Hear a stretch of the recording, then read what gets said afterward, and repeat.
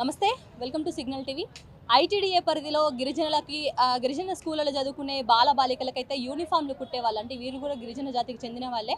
అంటే పేదరికంలో ఉండి కూడా ఇటు స్కూల్ పిల్లలకి యూనిఫామ్లు కూడా కుడుతూ ఉంటారు. మరి 2023 నుంచి 25 సంవత్సరానికి గాను వీళ్ళకి రావాల్సిన స్కూల్ పిల్లలకి కుట్టిన బట్టలకి పైసలు ఏవైతే ఉన్నాయో రావాల్సిన డబ్బులు అయితే ఇప్పటివరకు రాలేదు. మరి గతంలో కూడా ఇటు ప్రజావానికి వచ్చి అర్జీలు ఇచ్చాము, ప్రభుత్వ అధికారులను కూడా కలిసాము, కానీ మాకు ఎటువంటి రెస్పాన్స్ రాలేదని చెప్పేసి కూడా వాళ్ళు మాట్లాడుతున్న పరిస్థితి. ఒకసారి మాట్లాడే ప్రయత్నం చేద్దాం.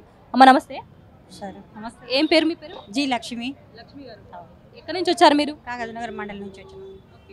మీరు ఎన్ని సంవత్సరాల నుంచి దీంట్లో పనిచేస్తున్నారు? నేను 15 సంవత్సరాల నుంచి చేస్తున్నా. 15 సంవత్సరాల నుంచి ఇంతవరకు డబ్బులు రాలే, కానీ ఈ మధ్య 4 సంవత్సరాల నుంచి డబ్బులు మొత్తం కాగిపోయినాయి. ఇక్కడికి వచ్చిన ప్రజావాణిలో వస్తున్నాం, సెక్రటరీలో వెళ్తున్నాం, అన్ని జాగాలు తిరుగుతున్నాం, కానీ మా డబ్బులు అస్సలేవు.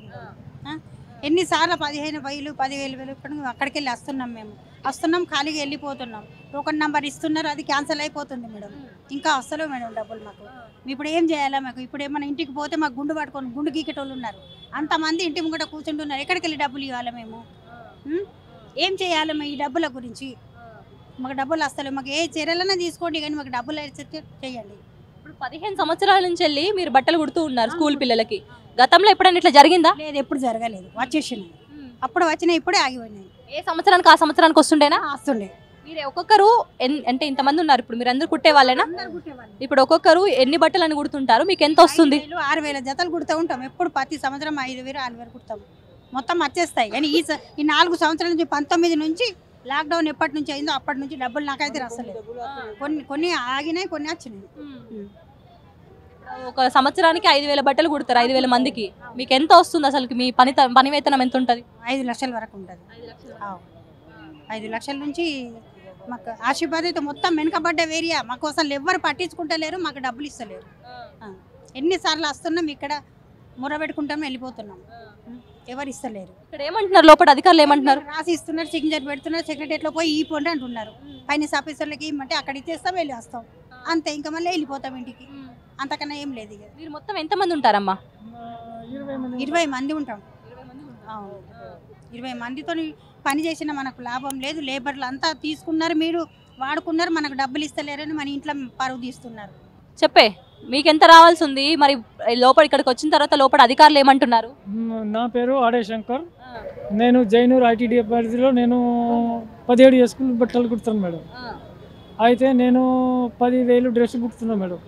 మాకు 10,02,900 రూపాయలు రావాలి మేడం. అయితే ఐటీడీ పోయినాం, కలెక్టర్ దగ్గర వెళ్ళినాం, కానీ మాకు డబ్బులు ఎవరు మాకు పట్టించలేరు. అందుకే మేడం మేము ఇక్కడ ప్రజా దర్బార్కి ఇక్కడికి 3-4 సార్లు వచ్చినాం మేడం, ఇంకా మాకు డబ్బులు ఇస్తలేరు. అందుకే ఏం చేయాలని మీ దగ్గర వచ్చినాం మేడం. మీకు ఒక మనిషికి ఒక 10 లక్షల వరకు రావాలా? 10 లక్షల వరకు రావాలంటే ఇప్పుడు గవర్నమెంట్ దగ్గర పైసలు ఇవ్వంటుంది కదా ఇవ్వడానికి. మేము బీదవాళ్ళం మేడం, పని చేసినాం మేడం, మాకు డబ్బు ఇవ్వాలా, లేకపోతే మేము ఎట్లా బతకాలా మేడం? అందుకే మేము ఇక్కడ వచ్చినాం. ఇక్కడ కూడా మాకు ఏమైతలేదు మేడం, అందువలన మేము చేయాలని మేము ఇక్కడ వచ్చినాం. మరి ఎట్లా మీ సమస్య ఎట్లా తీరేది? మరి ప్రజావానికి కాంగ్రెస్ వచ్చిన తర్వాత, ప్రజానికి వచ్చిన తర్వాత మీ సమస్యలు చెప్పుకుంటే తీరుతాయని చెప్పేసి అంటున్నారు. మరి ఇక్కడికి వచ్చిన తర్వాత కూడా సమస్యలు తీర్తలేవని మీరే చెప్తున్నారు. మరి ఎట్లా తీరాలి మీ సమస్య? ఇప్పుడు కాంగ్రెస్ గవర్నమెంట్ ఉన్నది, అవి మా పరిచయాలు మా అన్ని బాధలు అది తీసుకోవాలి మేడం. మీరంతా గిరిజనులేనా? నమస్తే మేడం, మేము ఆసిఫాబాద్ జిల్లా కొమరం. అక్కడ బట్టలు మేము 4 ఉన్నాం, టెండర్ పెట్టినాం, కుట్టినాం, వర్కర్లు పెట్టినాం. వాళ్ళు కూలి పని చేసేటోళ్ళు 200 కుడతామని అత్తమామలకు మొగోళ్ళకు చెప్పుకుంటూ వచ్చింది మేడం. వాళ్ళు కుట్టుకున్నారు. ఇప్పుడు డబ్బులు మీరు తిన్నారా అని మా మీద వస్తున్నాం. మేము ఇప్పటి వరకు 5 వరకు ఇక్కడనే వస్తున్నాం, ఇక్కడ అత్త ఇదే రాస్తున్నారు, మాకు ఎవరు పట్టించలేరు. ఇక వాళ్ళు ఏమంటున్నారు, డబ్బులు మీకు వచ్చినాయి, మీ అకౌంట్లో పడ్డాయి, మీరు తిన్నారు, అది ఇది అని వాళ్ళకు లొల్లి పెట్టుకుంటారు. లోపలే ఉన్నారు వాళ్ళు, మాకు వచ్చి ఇబ్బంది పెడతారు మేడం. అప్పుడు మేము ఎక్కడన్నా వస్తే మాకు ఎవరు పట్టించలేరు. మరి ఎట్లా మీ సమస్య ఎట్లా తీరాలా? కాంగ్రెస్ అది వచ్చినప్పుడు నుంచి మాకైతే డబ్బులు లేవు, అసలే డబ్బులు లేవు. మేము చిన్న పనులు చేసేటప్పుడు మాకేమో ఉద్యోగాలు లేవు. మా చిన్న పాపలకు ఇడసబెట్టి మేము పని చేసినాం.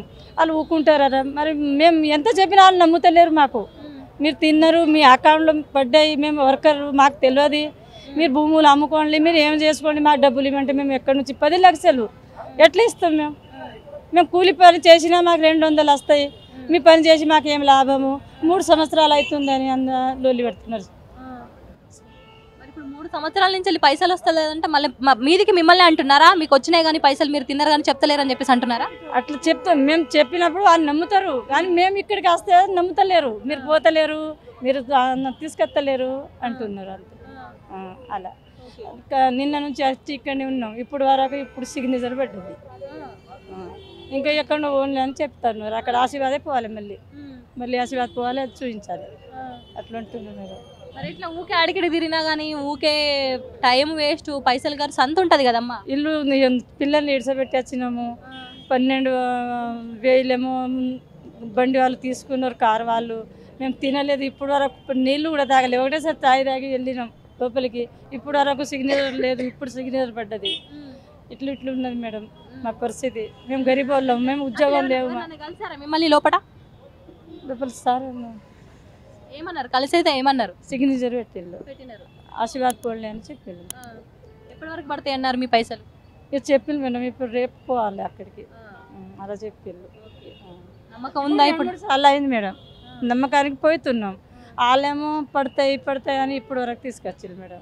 ఇక మళ్ళీ తీసుకుపోతున్నాం, ఇవి తెలియదు ఏం చెప్తారు. రేపు అక్కడికి వెళ్ళిన తర్వాతనే మీ పైసలు వస్తాయా రావని తెలుస్తుంది మేడం.